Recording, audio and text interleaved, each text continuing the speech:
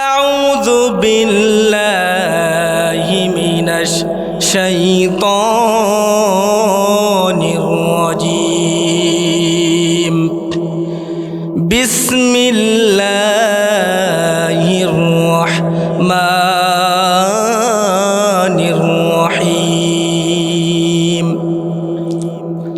ويل لكل همزة لمزة الذي جمع مالا وعددا يحسب أن ماله أخلدا كلا لينبذن في الحطمة وما أدراك ما الحطمة نار الله الموقدة التي تطلع على الأفئدة إنها عليهم مؤصدة في عمد ممددة صدق الله العظيم. عن أبي هريرة رضي الله تعالى عنه أن رسول الله صلى الله عليه وسلم قال أتدرون ما الغيبة قالوا والله ورسوله أعلم قال ذكرك أخاك بما يكره قيل أفرأيت إن كان فيه ما أقول قال أفرأيت إن كان فيه ما تقول فقد اغتبته وإن لم يكن فيه فقد بهته وصدق رسوله النبي الكريم ونحن على ذلك لمن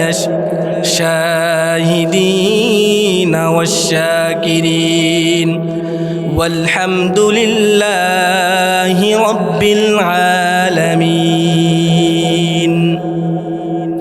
সকলেই মুহাব্বতের সাথে জিকির করি লা ইলাহা ইল্লাল্লাহ লা ইলাহা ইল্লাল্লাহ रुखसार से बरक़ा कदरा पर्दा उठा दो लिल्लाह मुझे हुस्न खुदा दाद दिखा दो लिल्लाह मुझे हुस्न खुदा दाद दिखा दो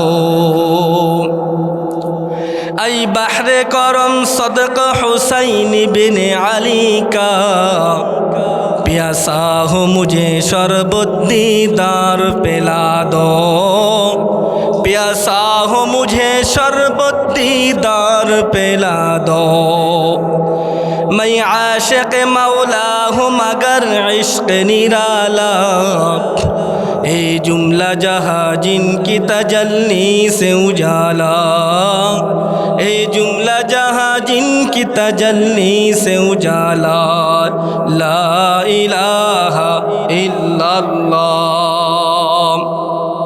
সকলের কি ঘুম আসে? আল্লাহর জিকির করতে কি ভয় লাগে? হে মুসলমান, আজকে এখানে বসে আছেন, জান্নাতি বাগানে বসে আছেন। আল্লাহর জিকির যতই করবেন দিলের ভিতরে অন্তরের ভিতরে কলুষিয়া দূর হয়ে যাবে। জিকির করবো তো ইনশাআল্লাহ? সকলেই জোরে বলি লা ইলাহা ইল্লাল্লাহ। আমরা সকলে একটু আগায় আগায় বসি, মাঝে যদি ফাঁকা থাকে শয়তানে আশ্রয় গ্রহণ করে, এই জন্য আগে আগায় বসি, আমরা জিকির করতে থাকি এবং আগায় আগায় বসি। লা ইলাহা ইল্লাল্লাহ লা ইলাহা ইল্লাল্লাহ লা ইলাহা ইল্লাল্লাহ। 6 দিন পরে নখ খসে যাবে, 9 দিন পরে চুল, 6 দিন পরে নখ খসে যাবে 9 দিন পরে চুল, কবর গাহের সামান নিতে কইরো না কেউ ভুল। 6 দিন পরে নখ খসে যাবে 9 দিন পরে চুল, কবর গাহের সামান নিতে কইরো না কেউ ভুল। কবর জায়গা ভালো নয়, আমল দিয়ে কবর গৃহ সাজিয়ে নিতে হয়। কবর জায়গা ভালো নয়, আমল দিয়ে কবর গৃহ সাজিয়ে নিতে হয়। 17 দিন পেট ফেটে শেষ পোকার খাদ্য হবে, 60 দিন পরে গোশ থাকবে না কঙ্কাল পড়ে রবে। 90 দিনে হাড়গুলি সব, 90 দিনে হাড়গুলি সব আলাদা হয়ে রয়। কবর জায়গা ভালো নয়, আমল দিয়ে কবর গৃহ সাজিয়ে নিতে হয়। কবর জায়গা ভালো নয়, আমল দিয়ে কবর গৃহ সাজিয়ে নিতে হয়। দেহের চেয়ে অহম বড়, লোভ লালসার পাহাড়, হিংসাই জলে বিবেক হলো নফসের কালো আহার। হামান কামান সব হারিয়ে, হামান কামান সব হারিয়ে পরিণতি পরিচয়। কবর জায়গা ভালো নয়, আমল দিয়ে কবর গৃহ সাজিয়ে নিতে হয়। কবর জায়গা ভালো নয়, আমল দিয়ে কবর গৃহ সাজিয়ে নিতে হয়। অধ্যকার আয়োজিত উত্তর কালিকাপুর তালিমুল কোরআন হাফিজিয়া মাদ্রাসার প্রথম বার্ষিক ওয়াজ মাহফিলের সম্মানিত সভাপতি জনাব হযরত মাওলানা খোরশেদ আলম বারাকাল্লাহু ফি হায়াতিহি, আমার পূর্বে উনিও অসুস্থ, সকলে আমরা তার জন্য দোয়া করব। আল্লাহ তাআলা তাকে নেক হায়াত দারাজ করুক, সকলে বলুন আমিন। আমার পূর্বে আলোচনা করে ধন্য করেছেন জনাব হাফেজ হযরত মাওলানা গুলাম কিবরিয়া, ইমাম ও খতিব, কালিকাপুর বাইতুস সুজুদ জামে মসজিদ। আমার পূর্বে আলোচনা পেশ করেছেন উস্তাজুল আসাতিজা, উস্তাজুল উলামা, উস্তাদে মুহতারাম হযরত মাওলানা ইব্রাহিম খুলনাবি, মুহতামিম হরিদাসপুর মাদ্রাসা গোপালগঞ্জ। আল্লাহ তাআলা হযরতের হায়াতে তৈয়বা দান করুন, সকলে বলুন আমিন। আজকের প্রধান মেহমান, প্রধান বক্তা আন্তর্জাতিক খ্যাতিসম্পন্ন মুফাসসিরে কোরআন হযরত মাওলানা মুফতি আবুল কালাম আজাদ মাদানী এবং আমার সামনে উপবিষ্ট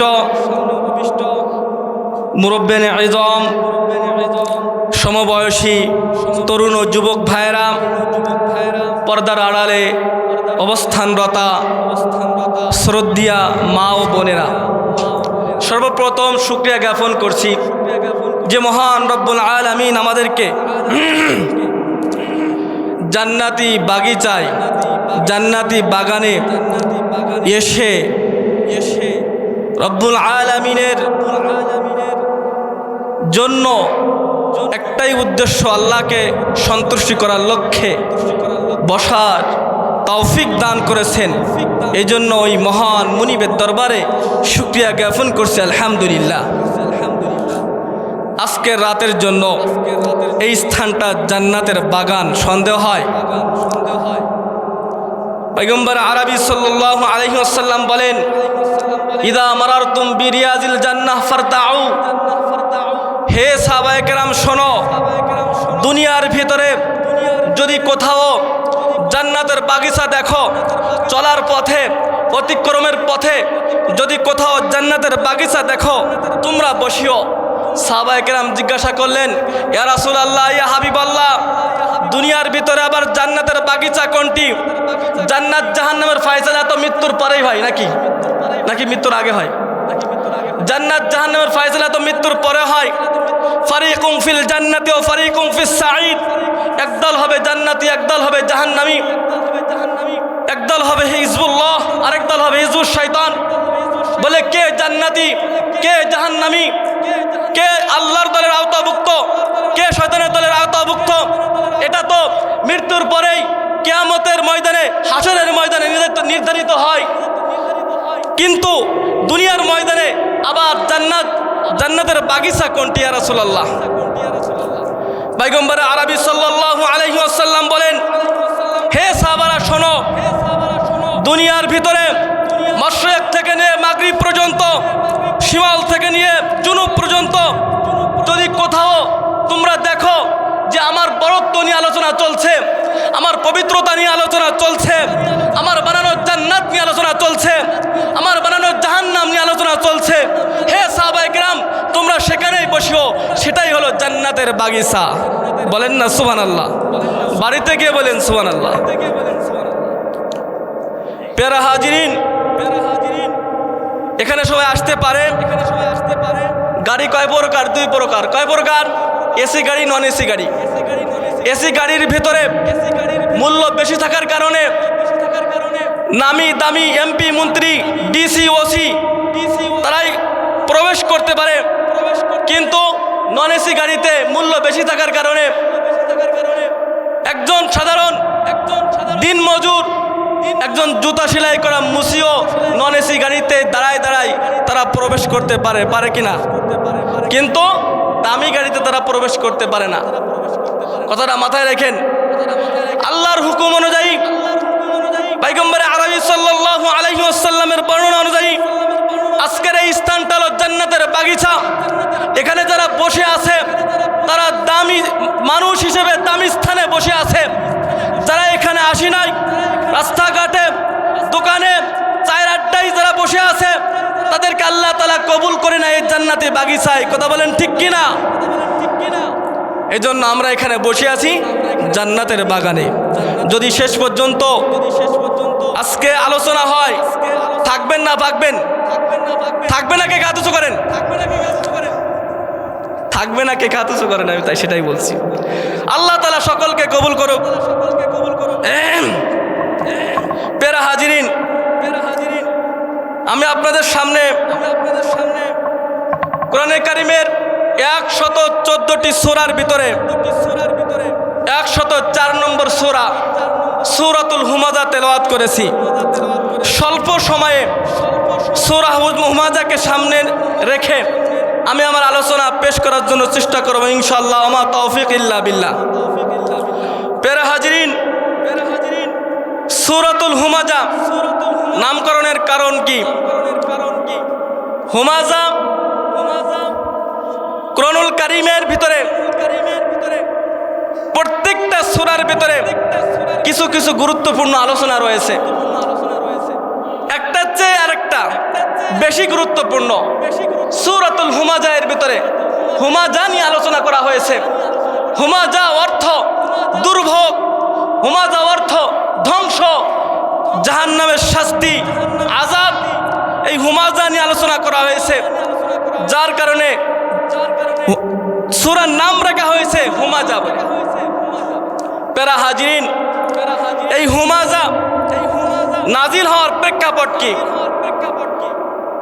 পয়গম্বর আরবি সাল্লাল্লাহু আলাইহি ওয়াসাল্লাম যখন মক্কা মুকাররমায় দাওয়াতের কাজ শুরু করলেন, দাওয়াত যখন প্রসার হওয়া শুরু হলো, ঠিক তখনই পয়গম্বর আরবি সাল্লাল্লাহু আলাইহি ওয়াসাল্লামের বিরুদ্ধে অনেক মানুষ দাঁড়িয়ে গেল, তার শত্রু হয়ে গেল। এক পর্যায়ে শত্রুর সীমা অতিক্রম করে এমন হয়ে গেল যে পয়গম্বর আরবি সাল্লাল্লাহু আলাইহি ওয়াসাল্লামকে যখন সামনে পায় তখন তাকে কটু কথা বলতে ছাড়ে না। অপমান করা শুরু করে, অপদস্থ করে, কটু কথা বলে। এমনকি পয়গম্বর আরবি সাল্লাল্লাহু আলাইহি ওয়াসাল্লামের নাম মুহাম্মদ, যে নাম স্বয়ং রব্বুল আলামিন রেখেছেন, যে নামের অর্থ হলো প্রশংসিত, এর বিপরীত কাফেররা ব্যঙ্গ করে নাম ডাকা শুরু করলো মুজাম্মাম, যার অর্থ হলো নিন্দিত। পয়গম্বর আরবি সাল্লাল্লাহু আলাইহি ওয়াসাল্লামকে অভিশাপ দিতে শুরু করলো। এক পর্যায়ে পয়গম্বর আরবি সাল্লাল্লাহু আলাইহি ওয়াসাল্লাম সাহাবাদেরকে বলছেন, হে সাহাবারা শোনো, আল্লাহ তাআলা আমাকে বাঁচিয়েছেন কিভাবে? কারণ কাফেররা তো আমাকে অভিশাপ করে আমার নামের উপরে নয়, মুজাম্মামের উপরে, মুহাম্মাদের উপরে নয়। অতএব যত অভিশাপ সব মুজাম্মামের উপরে, মুহাম্মাদের উপরে নয়। আল্লাহ তাআলা আমাকে এখান থেকে বাঁচিয়েছেন। যাই হোক, পয়গম্বর আরবি সাল্লাল্লাহু আলাইহি ওয়াসাল্লামের বিরুদ্ধে যখন কাফেররা লেগে গেল, কুচ্ছা রটানো শুরু করলো, এক পর্যায়ে ঠাট্টা বিদ্রুপ করা শুরু করলো, অভিশাপ দেওয়া শুরু করলো, সেই প্রেক্ষিতে রব্বুল আলামিন এই সূরা অবতীর্ণ করেছেন। এই সূরা প্রথম আয়াত হলো, রব্বুল আলামিন বলেন, ওয়াইলুল লিকুল্লি হুমাযাতিল লুমাযা। ওয়াইল অর্থ ধ্বংস, ওয়াইল অর্থ আযাব, ওয়াইল অর্থ দুর্ভোগ, লিকুল্লি হুমাযাতিল লুমাযা প্রত্যেক ওই ব্যক্তির জন্য, হুমাযা যারা সামনাসামনি গীবাত করে, হুমাযা যারা সামনাসামনি বলে, এই তুই তো এরকমই, আমি যা বলি সামনাসামনি বলি, এটা হুমাযার ভিতরে অন্তর্ভুক্ত। কি এরকম আছে না নাই? লুমাযা, লুমাযা বলা হয় যেটা পিছনে গীবাত করা হয়। ওয়াইলুল লিকুল্লি হুমাযাতিল লুমাযা, ধ্বংস ওই সকল ব্যক্তি যারা সামনে এবং পিছনে নিন্দা করে। প্রিয় ভাইয়েরা আমার, এই হুমাযার লুমাযার একটাই উদ্দেশ্য, একটাই অর্থ, গীবত। রব্বুল আলামিন মানুষের মরা ভাইয়ের গোশতের সাথে তুলনা করেছেন, মরা ভাইয়ের গোশত খাওয়ার সাথে তুলনা করেছেন গীবত। রব্বুল আলামিন সূরা হুমাযার 12 নম্বর আয়াতের ভিতরে বলেন, ওয়ালা ইয়াগতাব বা'দুকুম বা'দা আইয়ুহিব্বু আহাদুকুম আন ইয়াকুলা লাহমা আখিহি মাইতান ফাকারিহতুমুহু ওয়াত্তাকুল্লাহ ইন্নাল্লাহা তাওয়াবুর রহিম। রব্বুল আলামিন বলেন, তোমরা একে অপরের গীবত করিও না। ওয়ালা ইয়াগতাব বা'দুকুম বা'দা আইয়ুহিব্বু আহাদুকুম আন ইয়াকুলা লাহমা আখিহি মাইতান ফাকারিহতুমুহু। তোমরা কি তোমাদের মরা ভাইয়ের গোশত খেতে কি পছন্দ করবে? কেউ খেতে পছন্দ করবে? আমার ভাই মৃত্যুবরণ করবে, মৃত্যুবরণ করার পরে যদি ওই গোশতটাকে টুকরো টুকরো করে যদি খেতে দেওয়া হয়, আপনারা খাবেন? রব্বুল আলামিন স্বয়ং উত্তর দিয়েছেন, তোমরা সেটা অপছন্দ করবে। ওয়াত্তাকুল্লাহ, আল্লাহকে ভয় করো, ইন্নাল্লাহা তাওয়াবুর রহিম, নিশ্চয় রব্বুল আলামিন তওবাকারীদের সঙ্গে আছেন। প্রিয় হাজিরিন, এখন গীবত কি আমরা হাদিসের ভাষ্য অনুযায়ী জানবো। 2501 নম্বর হাদিস, বুখারী শরীফের হাদিস। عن أبي هريرة رضي الله تعالى عنه أن رسول الله صلى الله عليه وسلم قال أتدرون ما الغيبة قالوا الله ورسوله أعلم। আবু হুরায়রা থেকে বর্ণিত, পয়গম্বর আরবি সাল্লাল্লাহু আলাইহি ওয়াসাল্লাম বলেন, সাহাবাদেরকে জিজ্ঞাসা করেন, আতাদরুনা মাল গীবা, হে সাহাবায়ে কেরাম তোমরা কি জানো নেই গীবত কি? গীবত কি তোমরা কি জানো নি? সাহাবায়ে কেরাম জানলেও বলতেন ক্বালু আল্লাহু ওয়া রাসূলুহু আ'লাম, জানলেও বলতেন আল্লাহ এবং আল্লাহর রাসূলই ভালো জানেন, না জানলেও বলতেন আল্লাহ এবং আল্লাহর রাসূলই ভালো জানেন। প্রিয় ভাইয়েরা আমার, আমাদের সমাজের কি অবস্থা দেখেন। কিছু মানুষ আছে এমন নিজেকে জাহের করার জন্য, নিজেকে পণ্ডিতগিরি করার জন্য, নিজেকে সবার মাঝে সেরা সাজানোর জন্য জানলেও বলে আমি জানি, না জানলেও বলে আমি জানি। কলমের কুচা দিয়ে গরিব দুঃখীদের অসহায় করে দেয়, এমন শিক্ষিত শয়তান আছে কি নাই? ওরা হলো দেশের লাগি মহামারীর মতন, ফাইলে কলম ঠেকাইয়া চালাই তারা নির্যাতন, ঠিক কিনা? ওরা হলো দেশের লাগি মহামারীর মতন, ফাইলে কলম ঠেকাইয়া চালাই তারা নির্যাতন। ঘুষের টাকাই ওদের ভুড়ি, ঘুষের টাকাই ওদের ভুড়ি করে যে টান টান। ওরা শিক্ষিত শয়তান, ওরা শিক্ষিত শয়তান, ওরা শিক্ষিত শয়তান, ওরা শিক্ষিত শয়তান। পীরগিরিয়ার মাজার পূজা চলছে দেশটা জুড়িয়া, শিরকিয়ার ভণ্ডামিতে দেশটা গেল ভরিয়া, ঠিক কিনা? পীরগিরিয়ার মাজার পূজা চলছে দেশটা জুড়িয়া, শিরকিয়ার ভণ্ডামিতে দেশটা গেল ভরিয়া। গাজার কলকি টান মারিয়া, গাজার কলকি টান মারিয়া দেখাই খাজার শান। ওরা শিক্ষিত শয়তান, ওরা শিক্ষিত শয়তান, ওরা শিক্ষিত শয়তান, ওরা শিক্ষিত শয়তান। আমার ভাইরা বলতেছিলাম গীবাত কাকে বলে। গীবাত বুঝার জন্য গীবাতের 7টি পরিভাষা আমরা জানবো। কয়টি পরিভাষা? কথা বলেন, কয়টি পরিভাষা? 7টি পরিভাষা আমরা জানবো গীবাত বোঝার জন্য। সর্বপ্রথম পরিভাষা হলো গীবাত। গীবত মানে পরনিন্দা করা। কি ভাই? গীবাত মানে কি? গীবাত মানে পরনিন্দা করা। 2 নম্বর হলো ইফকুন, আলিফ ফা কাফ ইফকুন। ইফকুন অর্থ হলো মিথ্যা রটানো। এটা রব্বুল আলামিন আম্মাজান আয়েশা রাদিয়াল্লাহু তাআলা আনহার ব্যাপারে সূরা নূরের ভিতরে বলেন ইফকুম মুবিন। রব্বুল আলামিন আম্মাজান আয়েশা রাদিয়াল্লাহু তাআলা আনহার ব্যাপারে মুনাফিকরা যে কথা রটিয়েছিল, যে অভিযোগ করেছিল, সেই কথাটার ব্যাপারে বলেন ইফকুম মুবিন। এটা মিথ্যা রটানো, মিথ্যা প্রচার। 3 নম্বর হলো বুহতান।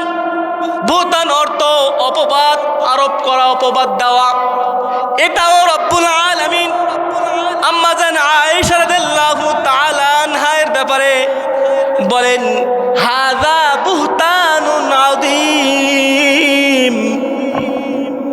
রব্বুল আলামিন আম্মাজান আয়েশা রাদিয়াল্লাহু তাআলা আনহার ব্যাপারে মুনাফিকরা যে অভিযোগ করেছিল, যে কথা রটিয়েছিল, সেটার ব্যাপারে বলেন হাযা বুহতানুন আযীম। এটা বিশাল বড় অপবাদ। প্রিয় ভাইরা আমার, 4 নম্বর হলো নামিমা। নামিমা অর্থ চগলখড়ি করা।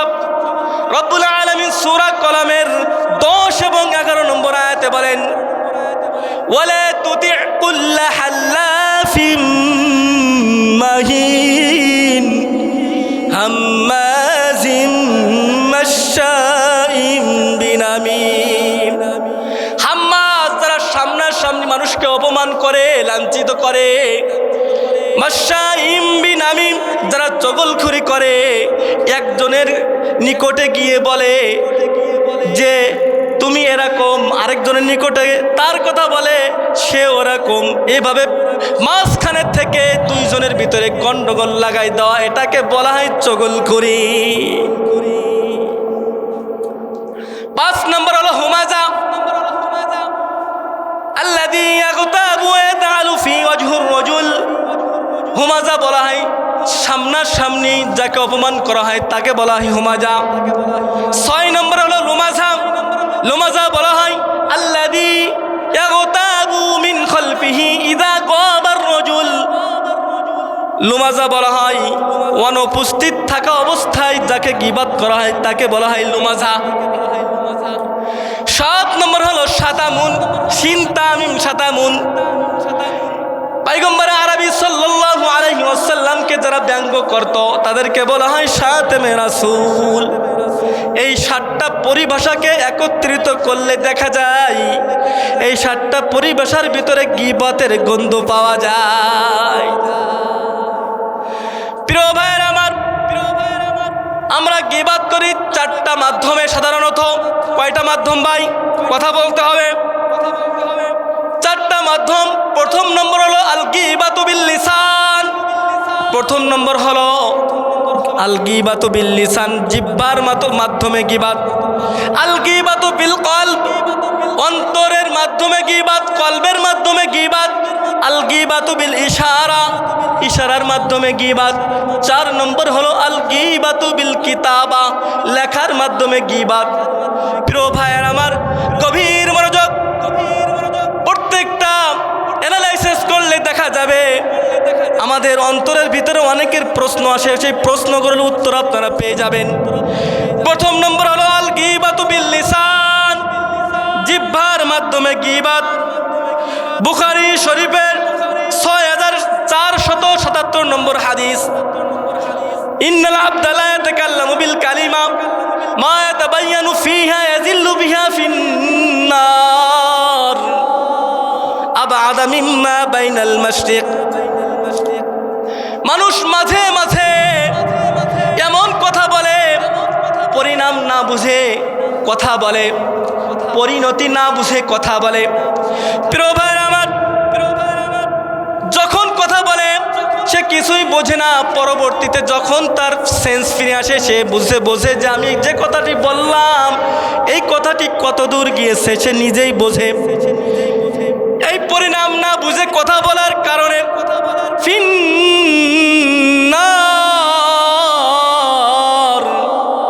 তাকে জাহান্নামের ভিতরে নিপতিত করা হবে। প্রিয় ভাইরা আমার, ভালো করে শোনেন, আবাদা মিম্মা বাইনাল মাশরিক।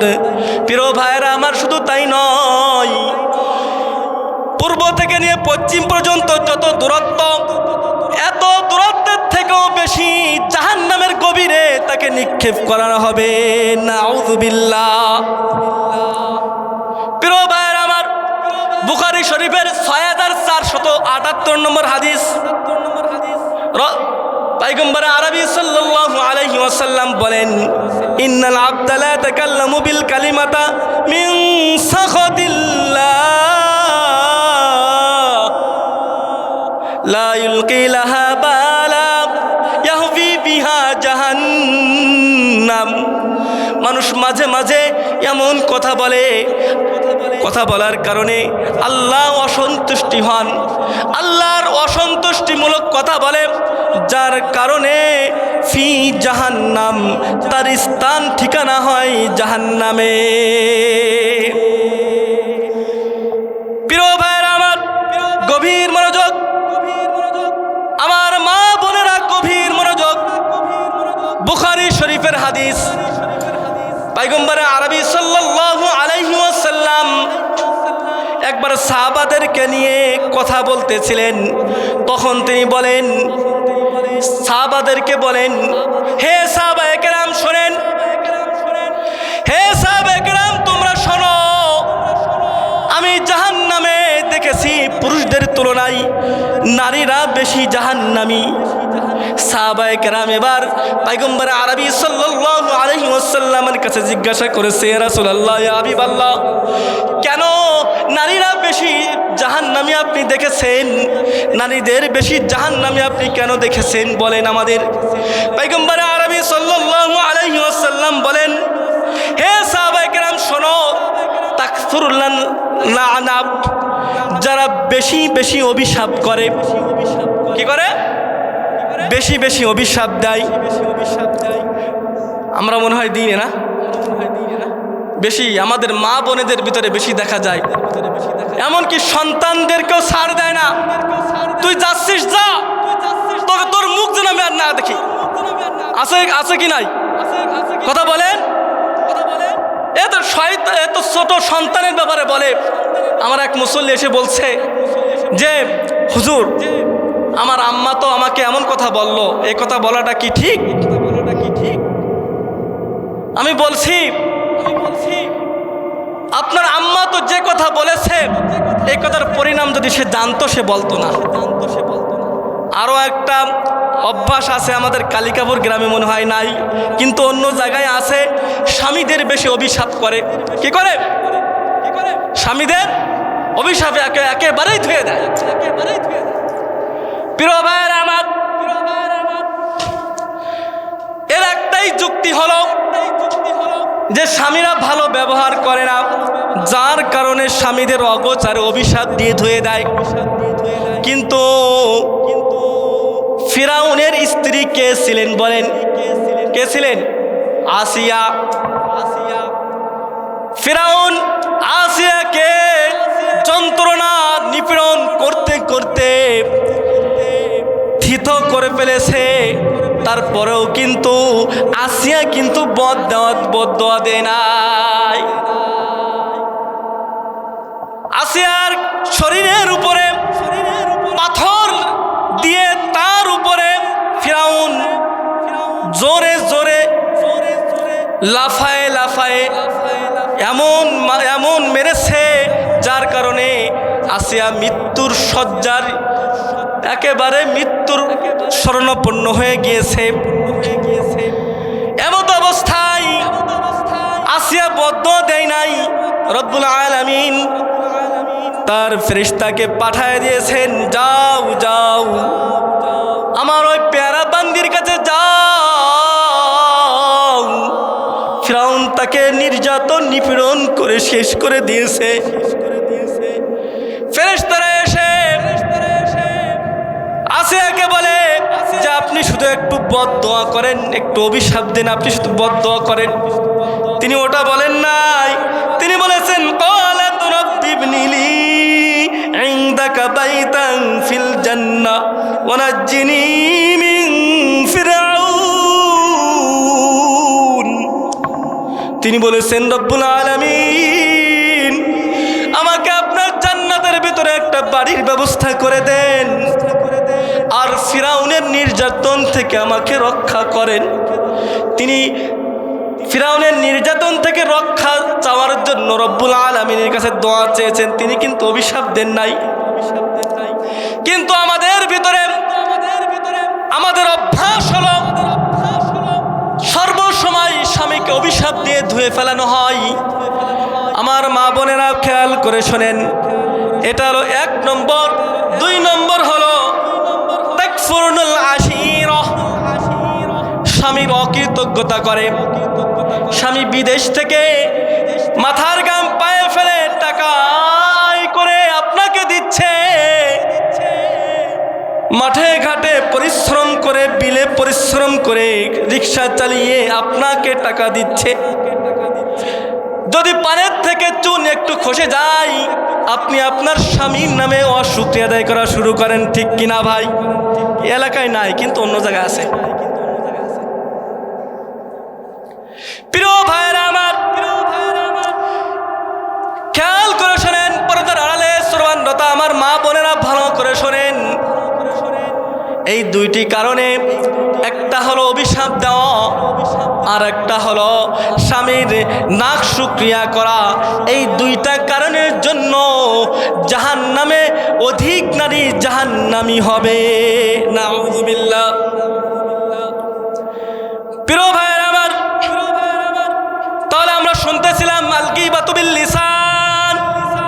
জিহ্বার গীবাত।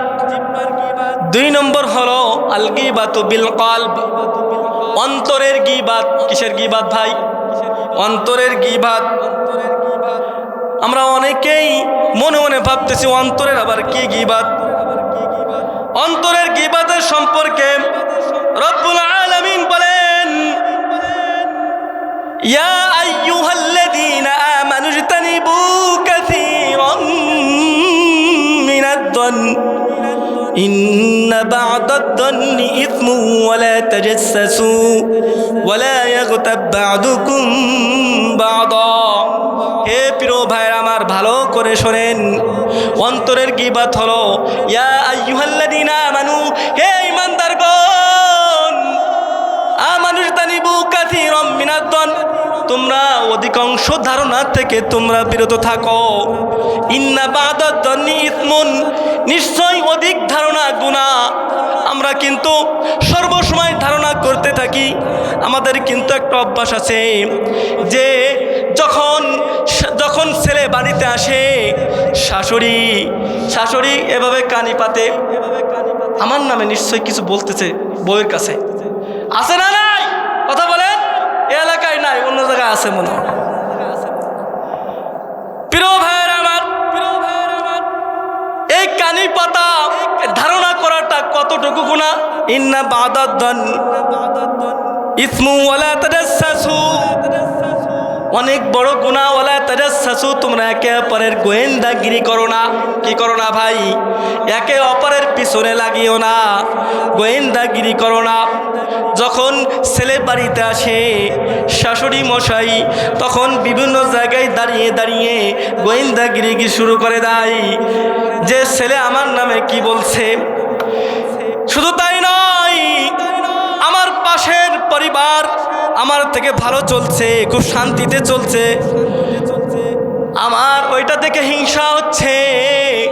ওইটা দেখে হিংসা হওয়ার কারণে কিভাবে আমার অন্তরের ভিতরে চিন্তা চলে আসে, কিভাবে ওই পরিবারকে নিমজ্জিত করা যায়, মানুষের ভিতরে অপমান করা যায়, এটা আমার অন্তরের ভিতরে চলে আসে। সঙ্গে সঙ্গে তাদের পিছনে লাগা শুরু করে। পিছনে লাগার পরে তাদের দোষ না থাকলেও দোষ বের করে মানুষের মাঝে অপমান অপদস্থ করা শুরু করে। ঠিক কিনা ভাই? সৈয়দ আরশাদ মাদানী রহমাতুল্লাহ আলাইহি, সৈয়দ আরশাদ মাদানী দামাত বারকাতুহুল আলিয়া, তিনি তিরমিজি শরীফের দর্শ দেওয়ার সময় একটা ঘটনা বলেন। দারুল উলুম দেওবন্দের তিরমিজি শরীফের ঘটনা বলার সময় একটা ঘটনা তিনি উল্লেখ করেছেন। হে সাহেবে জামাল, ভালো করে শোনো। দাবেল শহরে একটা বিসমিল্লাহ নামক একটা ফ্যামিলি ছিল। ওই বিসমিল্লাহ নামক ফ্যামিলিতে কোনো দোষ ছিল না, ভালো, সব দিক থেকে তারা ভালো, সমাজে তারা নম্র ভদ্র, সব দিক থেকে ভালো ছিল। কিন্তু একজনের সহ্য হলো না ওটা। এই এলাকার ভিতরে তাদের এত নাম দাম, এলাকার ভিতরে সবাই তাদেরকে ভালো জানে। পাশের বাড়ির লোকের সহ্য হলো না। কেন তাদেরকে ভালো জানে, কেন তারা এত ভালো মানুষের কাছে, এবার তাদেরকে মানুষের মাঝে অপদস্থ হেনস্থ করার জন্য চেষ্টা করলো। কিভাবে চেষ্টা করলো ভালো করে শোনেন। একবার এলাকার ভিতরে ছড়ায় দিল যে ওই বিসমিল্লাহ ফ্যামিলির ভিতরে সন্তান এবং সন্তানের ভিতরে তার ছেলে এবং মেয়ের ভিতরে অবৈধ সম্পর্ক রয়েছে। নাউযুবিল্লাহ। ওই লোকটা তো নরম ভদ্র, লোকটা ওই কথা শুনে কোনো প্রতিবাদ করলো না। তিনি অভিযোগ করলো কার কাছে ভাই? কথা বলেন, কার কাছে? তিনি অভিযোগ করেছে রব্বুল আলামিনের কাছে। রব্বুল আলামিনের কাছে অভিযোগটা রেখে দিয়েছে। কিছুদিন পরে দেখা গেল ওই লোকের ঘরের ভিতরে তার সন্তান, ছেলে সন্তান এবং মেয়ে সন্তানের ভিতরে অবৈধ সম্পর্ক জিনায় পরিণত হয়ে গিয়েছে। নাউযুবিল্লাহ। আমার প্রিয় ভাই, আমার এই ছোট ট্র্যাজেডি দ্বারা আপনারা কি শিখলেন ভাই? যদি আপনি অন্যের পিছনে লাগেন, আল্লাহ তাআলা আপনাকে আল্লাহ তাআলা অপদস্থ হেনস্থ আল্লাহ রব্বুল আলামিন করে দিবে। অন্যের পিছনে লাগবেন আপনি, আল্লাহ আপনার পিছনে লাগবে। প্রিয় ভাইরা আমার, যে কথা বলতেছিলাম যে কলবের গীবত হলো অন্তরে ধারণা করা, এটা হলো কলবের গীবত। আল গীবাতু বিল ইশারা, 3 নম্বর হয় ইশারায় গীবত। আমরা বলে থাকি অবশ্য এলাকার লোক ভালো আছে, কিন্তু অন্য জায়গায় এমন আছে যদি একটু ছোট লোক থাকে বাউল, আমরা ঠাট্টা বিদ্রুপ করা শুরু করি, আমরা ইশারাও বলে থাকি, ঠিক কিনা? সামনাসামনি বললে তো ওই লোকটা কষ্ট পাবে, পিছনে আমরা অন্যকে বোঝানোর জন্য বাউল খাটো আমরা বলা শুরু করি। কিন্তু এটা কতটুকু অপরাধ? মুসনাদে আহমদের 25,708 নম্বর হাদিসে আয়েশা রাদিয়াল্লাহু তাআলা আনহা তিনি বর্ণনা করেন, বলেন সুবহানাল্লাহ। কেন বললাম? কারণ আয়েশা রাদিয়াল্লাহু তাআলা আনহার ব্যাপারে এই ঘটনা ঘটেছে, আবার তিনি বর্ণনা করতেছেন উম্মতকে সাবধান করার জন্য। হে প্রিয় ভাইরা আমার, আয়েশা রাদিয়াল্লাহু তাআলা আনহা তিনি বর্ণনা করেন যে পয়গম্বর আরবি সাল্লাল্লাহু আলাইহি ওয়াসাল্লামের নিকটে একবার আমরা কথোপকথন করছি। এমন সময় একজন মহিলা পয়গম্বর আরবি সাল্লাল্লাহু আলাইহি ওয়াসাল্লামের নিকটে এসেছে। আয়েশা রাদিয়াল্লাহু তাআলা আনহা পয়গম্বর আরবি সাল্লাল্লাহু আলাইহি ওয়াসাল্লামকে এভাবে ইশারা দিয়ে বললেন, ইয়া রাসূল, ছোট ছোট খাটো। পয়গম্বর আরবি সাল্লাল্লাহু আলাইহি ওয়াসাল্লাম বলেন, হে আয়েশা, ইগতাবতিহা, তুমি গীবত করেছো। কি করেছো? তুমি গীবত করেছো।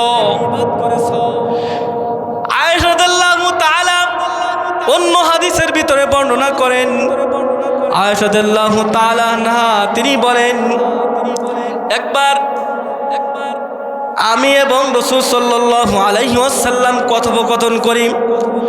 কথোপকথনের ভিতরে আয়েশা রাদিয়াল্লাহু তাআলা আনহার কথার ভিতরে পয়গম্বর আরবি সাল্লাল্লাহু আলাইহি ওয়াসাল্লামের আরেকজন স্ত্রী সুফিয়ার কথা চলে আসলো। সুফিয়া ছিল আয়েশা রাদিয়াল্লাহু তাআলা আনহার থেকে একটু খাটো না, তার থেকে একটু খাটো ছিল। আয়েশা রাদিয়াল্লাহু তাআলা আনহা তিনি পরিচয় করে দেওয়ার জন্য পয়গম্বর আরবি সাল্লাল্লাহু আলাইহি ওয়াসাল্লামকে বলেন, ইয়া রাসূলুল্লাহ, ইয়া হাবিবাল্লাহ, সুফিয়া তো এরকম খাটো। পয়গম্বর আরবি সাল্লাল্লাহু আলাইহি ওয়াসাল্লাম বলেন, হে আয়েশা, তোমার কথাটা এমন বিষাক্ত যে কথাটা যদি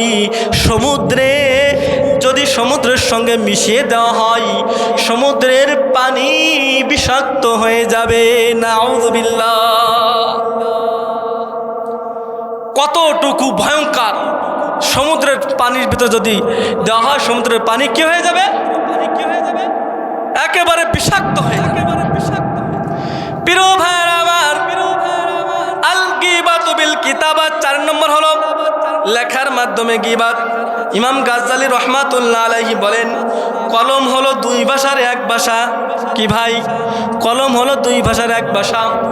জিহ্বা দিয়ে যখন আপনি বলেন, একজনের নামে আপনি গীবত করছেন, গীবত করার সময় সঙ্গে সঙ্গে ফেসবুক আমরা চালাই না? বর্তমান সবার কাছে ফেসবুক আছে। কিছু হলেই, পান থেকে চুন খসলেই ফেসবুকে আমরা লেখালেখি শুরু করে দিই। প্রিয় ভাইয়েরা আমার, ভালো করে শ্রবণ করেন। আমার মুখের মাধ্যমে যে গীবতটা হচ্ছে, মুখের মাধ্যমে যে অভিযোগটা আমি করছি, গীবতটা আমি করছি, এই গীবতটা লেখার মাধ্যমে করলেও মুখের মাধ্যমে যে গুনাহটা হবে, লেখার মাধ্যমেও ঠিক ওই গুনাহটা হবে। প্রিয় ভাইরা আমার, তাহলে আমি আপনাদের সামনে কি বলেছি ভালো করে বলেন। 1 নম্বর কি ভাই বলেন? এক নম্বর আল গীবাতু বিল লিসান, জিহ্বার মাধ্যমে গীবাত। 2 নম্বর হলো কলবের মাধ্যমে গীবত। 3 নম্বর হলো ইশারার মাধ্যমে গীবত। 4 নম্বর হলো লেখার মাধ্যমে গীবত। প্রিয় ভাইরা আমার, এই গীবতটা এত জঘন্য, পয়গম্বর আরবি সাল্লাল্লাহু আলাইহি ওয়াসাল্লাম বলেন, আল গীবাতু আশাদ্দু মিনাজ জিনা, গীবত জিনার চেয়ে ভয়ঙ্কর। পয়গম্বর আরবি সাল্লাল্লাহু আলাইহি ওয়াসাল্লাম বলেন, যখন তিনি এই কথাটা বলেন, সঙ্গে সঙ্গে সাহাবায়ে কেরাম জিজ্ঞাসা করেছেন, গীবত জিনার থেকে মারাত্মক কেন? তখন পয়গম্বর আরবি সাল্লাল্লাহু আলাইহি ওয়াসাল্লাম বলেন, হে সাহাবারা ভালো করে শোনো, জিনা করলে মানুষ অনুতপ্ত হয়, জিনা করলে মানুষ ভাবে যে এটা মারাত্মক গুনাহ, সঙ্গে সঙ্গে অনুতপ্ত হয়। যদি সে তওবা করে, তওবা কবুল করেও নেয়। কিন্তু গীবত করলে মানুষ অনুতপ্ত হয় না, মানুষ মনে করে যে আমি ভালো ভালো করছি, আমি ভালো কথা বলছি। গীবত মানুষের মাঝে এমন হয়ে গিয়েছে, যতই গীবত করুক না কেন ততই ভালো লাগে, ততই আরো ভালো লাগে। প্রিয় ভাইরা আমার, গীবত করতে ভালো লাগে, কিন্তু এই গীবতটা হলো হুকুকুল ইবাদ, বান্দার হক। বান্দার হক যদি হয়, আপনি বান্দার কাছে ক্ষমা না চাইলে, বান্দা কখনো, বান্দা না যদি না মাফ করে, আপনি কখনো ক্ষমা পাইবেন না। হুকুকুল্লাহ একটা হলো আল্লাহর হক, নামাজ রোজা হজ যাকাত, এটা হলো আল্লাহর হক। যদি আপনি নামাজ রোজা হজ যাকাত না পড়েন, আল্লাহর কাছে তওবা করলে আল্লাহ ক্ষমা করে দিতে পারেন। কিন্তু যখন আপনি ওই গীবত মানুষের নামে করেন, ওই মানুষের কাছে যদি আপনি ক্ষমা না চান, কখনো আপনার ওই গুনাহ মাফ হবে না। আপনার ওই লোকটি যদি মৃত্যুবরণ করে, তাহলে আপনি কিভাবে তার কাছে মাফ চাইবেন? প্রিয় ভাইয়ের আমার, কাল কিয়ামতের ময়দানে কিছু লোক উঠবে, দরিদ্র ব্যক্তি। পয়গম্বর আরবি সাল্লাল্লাহু আলাইহি ওয়াসাল্লাম বলেন, হে সাহাবায়ে কেরাম, বলো তো দরিদ্র কারা? পয়গম্বর আরবি সাল্লাল্লাহু আলাইহি ওয়াসাল্লাম বলার পরে সঙ্গে সঙ্গে সাহাবায়ে কেরাম বলেন, দরিদ্র তারা যাদের ধন সম্পদ নাই। পয়গম্বর আরবি সাল্লাল্লাহু আলাইহি ওয়াসাল্লাম বলেন, তা নয়, যারা কাল কিয়ামতের ময়দানে নামাজ রোজা হজ যাকাত আদায় করে, রাত্রে বেলা সারা রাত নামাজ আদায় করে, দিনের বেলা সারা দিন রোজা রেখে, অঢেল সৎ কর্ম করে নেক আমল নিয়ে গিয়েছে। কিন্তু কাল কিয়ামতের ময়দানে যখন মানুষের হক দেওয়া শুরু হবে, যখন মানুষ চাইবে যে ও আমার আইল ঠেলে খেয়েছে, ও আমার হক মেরে খেয়েছে, ও আমার জমি মেরে খেয়েছে, ও আমার গিফট করেছে, ও আমার চগলখুরি করেছে, এভাবে যখন হক আসবে, হকের সঙ্গে সঙ্গে তার আমল নামা থেকে নেক আমল নামা দিতে দিতে শেষ পর্যন্ত তাদের বদ আমল তাদের ঘাড়ে দেওয়া হবে।